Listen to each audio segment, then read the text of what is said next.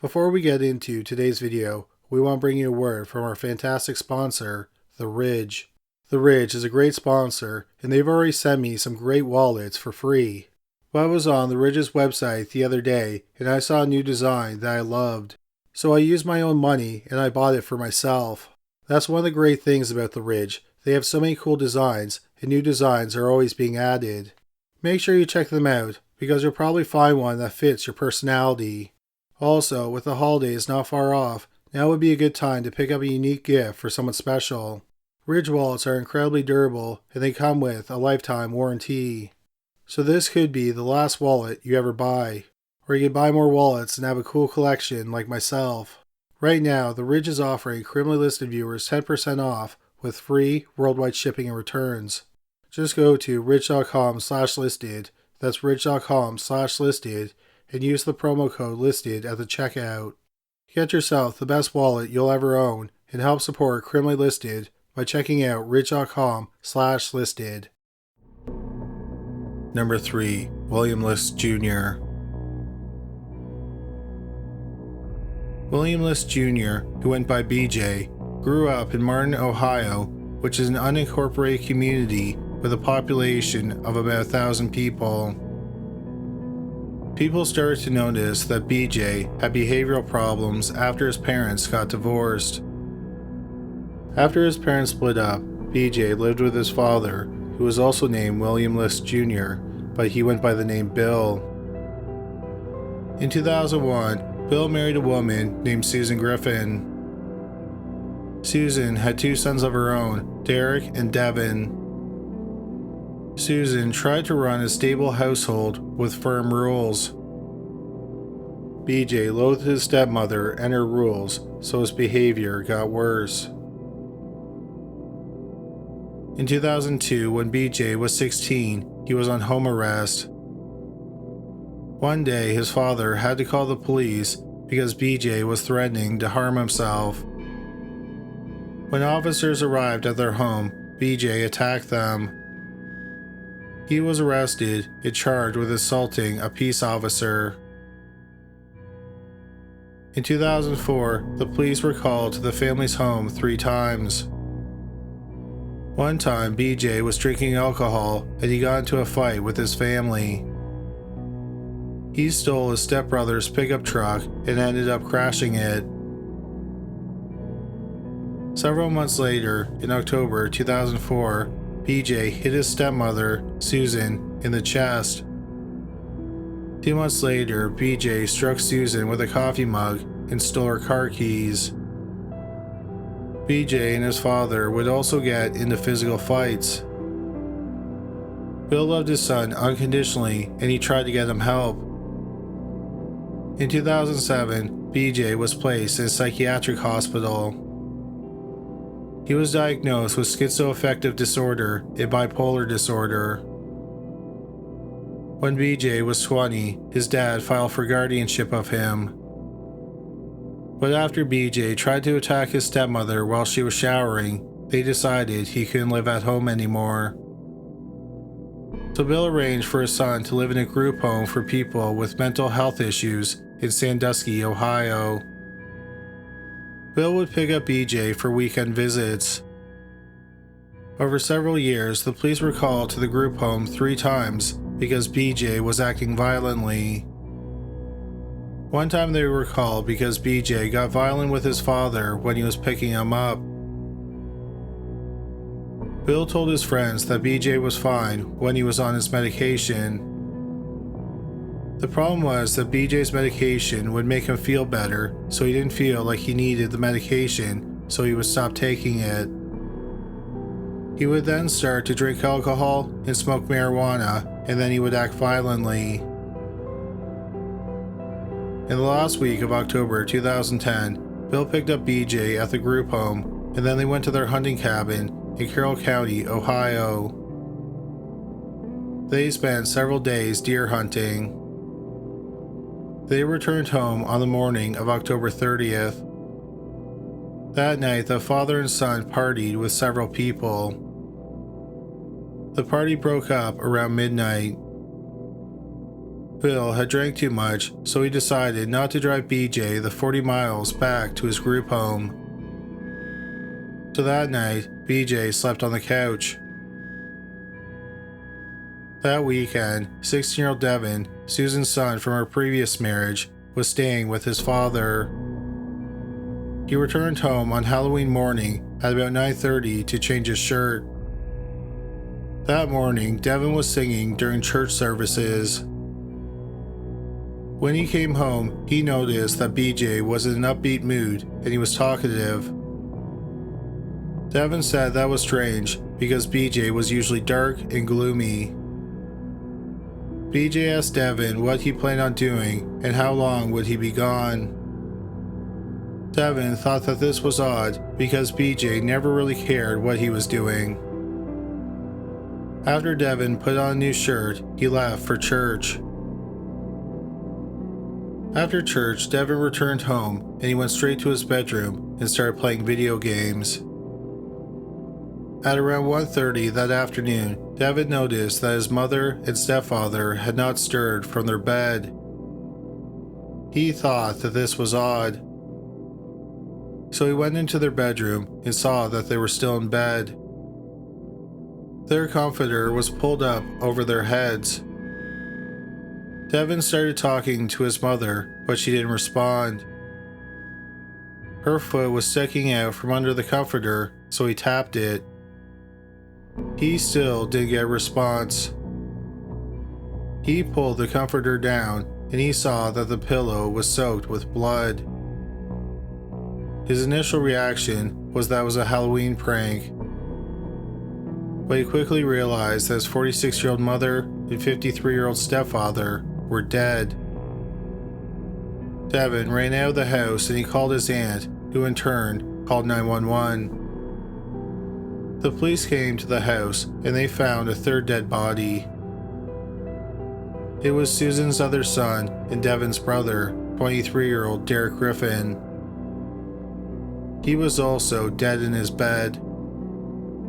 The medical examiner determined that Bill Liske had been shot 5 times in the face and the head at close range. Susan Liske had been shot 3 times. The murder weapon was a .22 caliber rifle. The medical examiner found evidence that Susan had been sexually assaulted. Derek had been beaten to death with both sides of a claw-toothed hammer. The police immediately had a suspect, 24-year-old BJ Liske. He was gone, as was Bill's pickup truck.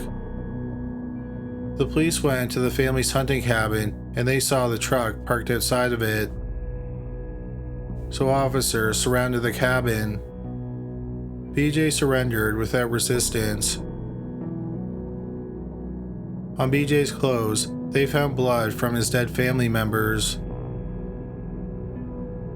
BJ was charged with all 3 murders. He initially pleaded not guilty, but then in 2011, he pleaded guilty to all 3 murders. BJ said that he killed his stepbrother first because he thought that the gunshots would wake him up. He then shot his father and then stepmother. He did not talk about sexually assaulting his stepmother. BJ apologized for what he did, although he didn't expect anyone to forgive him. BJ said that he couldn't explain his motive. He said, "I can't really explain why this all happened, but I think it had to do with my mental illness. I still do believe Satan is working for the destruction of our souls." He also said, "I believe it was an eternal struggle with my mental illness and my struggle with the devil." BJ then said he hoped his victims were in a better place. William BJ Liske Jr. was handed 3 life sentences without the chance of parole. He was sent to the Ross Correctional Institution in Chillicothe, Ohio, to live out the rest of his life. That turned out to not be very long. On March 31st, 2015, nearly 4.5 years after the murders, 29-year-old William BJ Liske Jr. was found dead in his cell. The authorities did not give details about his death other than saying he died from self-inflicted injuries. Number 2. Melvin Johnson. On Halloween night 1984, 9-year-old Teresa Hall and her sister, 7-year-old Patricia Hall, went out trick-or-treating with their 12-year-old cousin, Sherry Gordon. They lived in Decatur, Illinois. The girls and their mothers had recently moved into adjacent apartments in a neighborhood in the northeast area of the city. At about 8 p.m., the 3 girls returned home, but they only stopped in for a few minutes. Then they went back out to get more candy. Hours went by and the girls didn't return home. Their panicked mothers called the police at 11:24 p.m. Teams of police officers searched the neighborhood, but no trace of the girls was found. Then, 2 days after the girls went missing, some construction workers called the police. They were remodeling an apartment in a housing project that was about a block and a half away from where the girls lived.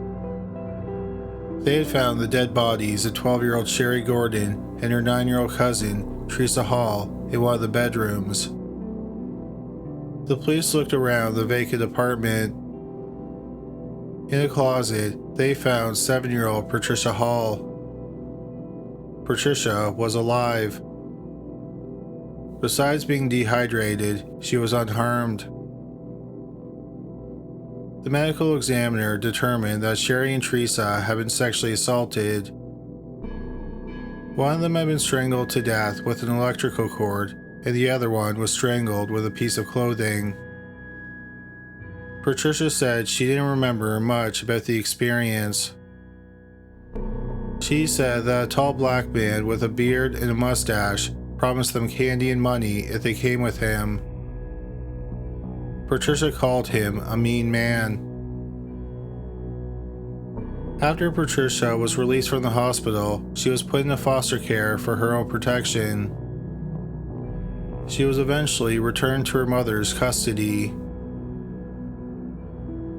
Patricia and her mother and Sherry's mother moved out of their apartment shortly after the murders for their own safety.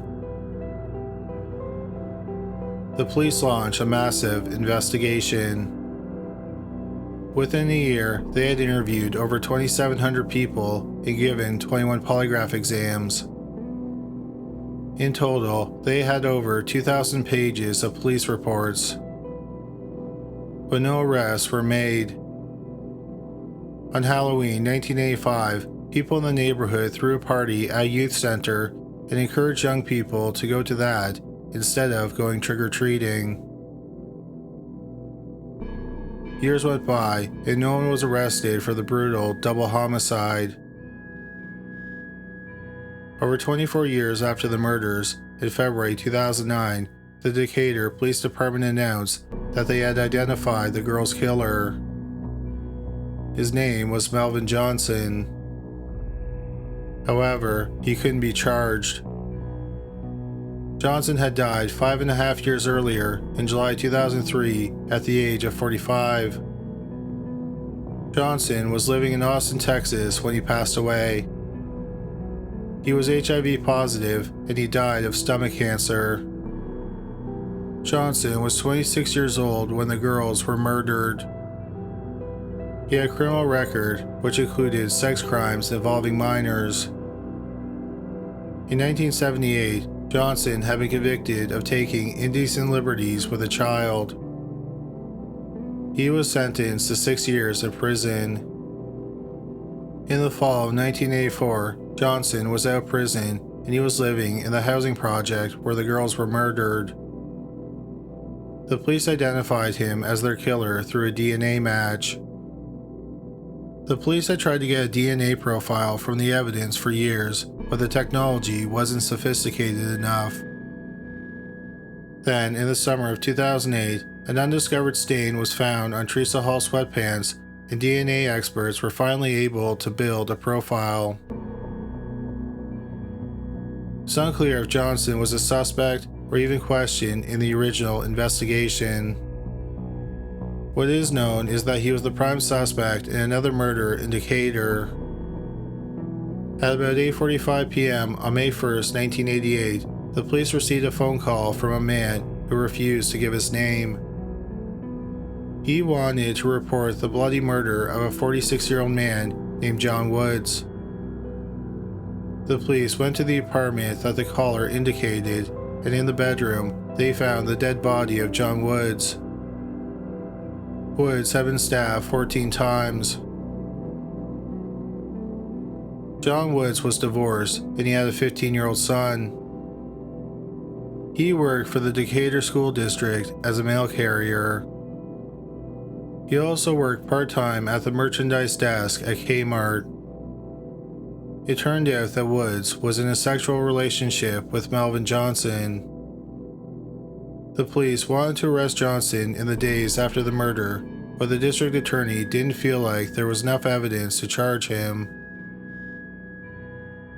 3 years later, on February 4th, 1991, Melvin Johnson was arrested in Milwaukee, Wisconsin. A mother had caught him sexually assaulting her 13-year-old daughter. Johnson was sentenced to 50 months in prison.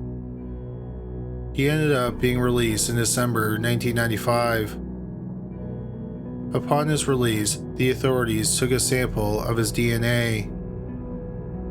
This is how the authorities got his DNA on file. After Johnson was released, he moved to Austin, Texas. In Austin in 2002, he was arrested 3 times over 3 months for theft.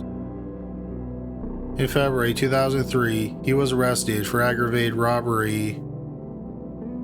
But by that point, he was already terminally ill.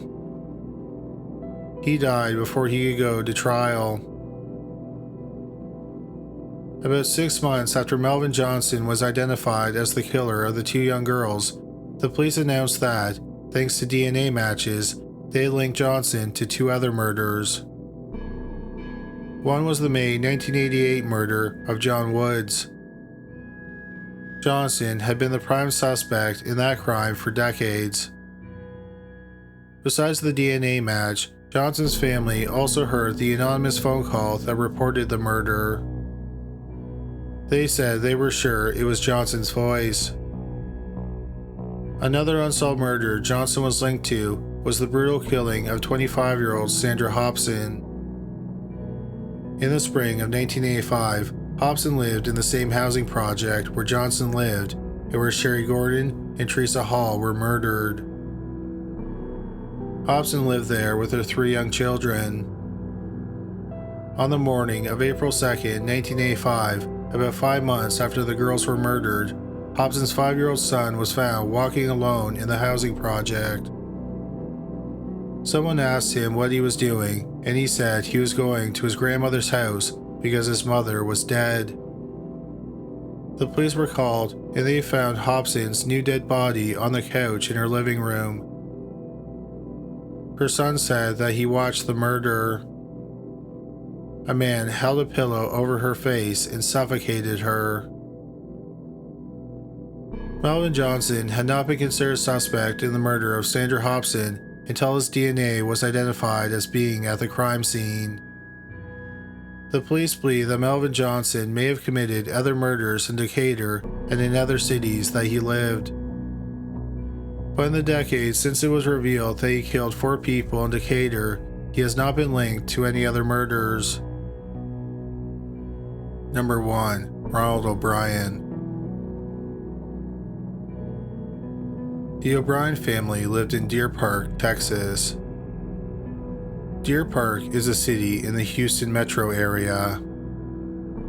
Patriarch Ronald O'Brien worked as an optician at a Texas State optical eyeglasses store. He was also a deacon at his church. Ronald lived with his wife, Dani, and their 2 children, Timothy and Elizabeth. On Halloween night 1974, the family went over to a neighbor's home for dinner. Then Ronald took 8-year-old Timothy, 5-year-old Elizabeth, and their neighbor's 2 children out trick-or-treating. When they were done, they went back to their neighbor's home so that the kids could check out their candy. Their friend's 8-year-old son tried to open a pixie stick that belonged to Timothy. Ronald stopped him and told him it was Timothy's candy. Then the O'Briens went home. Back at home, Ronald told Timothy to eat a piece of candy before bed. Timothy initially picked a lollipop, but Ronald told him he didn't have enough time to finish it. He told him to have some of the pixie stick instead. Timothy had problems opening the pixie stick, so Ronald helped him. He then poured some of the pixie stick powder into his mouth. Timothy said it tasted bitter, so Ronald gave him some Kool-Aid to wash it down. He then sent the 8-year-old to bed. A few minutes later, Timothy complained that he didn't feel well. He violently threw up and then started convulsing. Ronald held his firstborn child in his arms, and then Timothy went limp. Timothy was rushed to the hospital, but sadly, he was pronounced dead shortly after arrival. After hearing about his son's death, Ronald started pounding on the walls and asking God why an 8-year-old had to die. His wife noticed that he didn't shed any actual tears. An autopsy revealed that Timothy had died from cyanide poisoning. He had ingested enough cyanide to kill 2 adults. The police determined that the cyanide came from the pixie stick he had eaten. Ronald was asked where Timothy got the pixie stick. Ronald said that someone gave them to him when they were trick-or-treating. He explained that he and the kids went up to a door. No one came to the door, so the kids ran off to the next house. Ronald said that after they left, the door opened a crack and a hand reached out with 5 pixie sticks in it. Ronald said he took the pixie sticks and gave it to his 2 children and his neighbor's 2 children. He gave the 5th pixie stick to another child in the neighborhood. Luckily, Ronald's daughter and his neighbor's children had not eaten the pixie sticks. The parents of the 5th child were notified that their son had possibly been given a poisoned pixie stick. They looked in his candy bag and they couldn't find the pixie stick. His parents became hysterical. They rushed to his bedroom and the boy was in bed. In his hand was the pixie stick. Luckily, he had been unable to open the pixie stick and he fell asleep. The 4 pixie sticks were checked and they all contained deadly amounts of cyanide. The police asked Ronald to show them the house where he got the pixie sticks. They drove him around the neighborhood twice, but he couldn't identify the house. On a 3rd trip around the neighborhood, he picked out a home. But the police were quickly able to clear the resident as a suspect. A few days after the murder, an insurance salesman got in contact with the police. He told them that at the beginning of October, Ronald had taken out a considerably large life insurance policy on his children.